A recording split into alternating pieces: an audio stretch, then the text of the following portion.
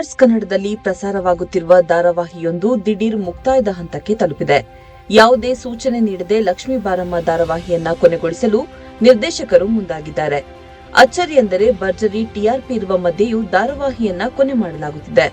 ಈ ವಿಚಾರ ತಿಳಿದು ಲಕ್ಷ್ಮೀ ಬಾರಮ್ಮ ಧಾರಾವಾಹಿಯ ವೀಕ್ಷಕರಿಗೆ ಭಾರಿ ಬೇಸರವಾಗಿದೆ. ಲಕ್ಷ್ಮೀ ಬಾರಮ್ಮ ಕಲರ್ಸ್ ಕನ್ನಡದಲ್ಲಿ ಸೋಮವಾರದಿಂದ ಶುಕ್ರವಾರದವರೆಗೆ ಸಂಜೆ 7:30ಕ್ಕೆ ಪ್ರಸಾರ ಕಾಣುತ್ತಿದೆ. ಶೀಘ್ರವೇ ಈ ಧಾರಾವಾಹಿ ಕೊನೆಯಾಗಲಿದ್ದು, ಈ ಸ್ಥಾನಕ್ಕೆ ಹೊಸ ಧಾರಾವಾಹಿಯ ಆಗಮನ ಆಗಲಿದೆ.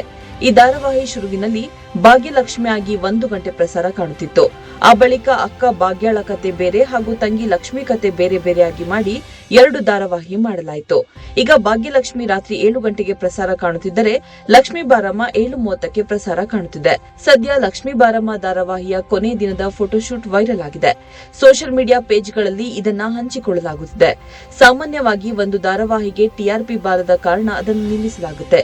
ಈ ರೀತಿ ಸೀರಿಯಲ್ಗಳು ಅಂತ್ಯ ಕಂಡ ಅನೇಕ ಉದಾಹರಣೆ ನಮ್ಮ ಕಣ್ಣ ಮುಂದಿದೆ.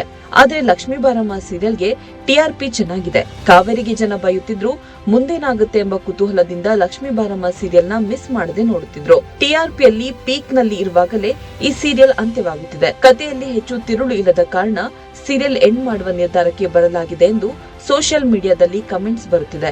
ಈ ಧಾರಾವಾಹಿಯಲ್ಲಿ ಬಿಗ್ ಬಾಸ್ ಖ್ಯಾತಿಯ ಶಮನ್ ಬ್ರೋಗೌಡ, ಭೂಮಿಕಾ ರಮೇಶ್ ಮೊದಲಾದವರು ನಟಿಸುತ್ತಿದ್ದಾರೆ.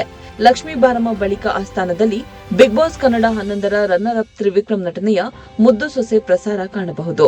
ಆದರೆ ಎಲ್ಲಾ ವಿಚಾರದ ಬಗ್ಗೆ ವಾಹಿನಿ ಕಡೆಯಿಂದ ಯಾವುದೇ ಅಧಿಕೃತ ಘೋಷಣೆ ಬಂದಿಲ್ಲ.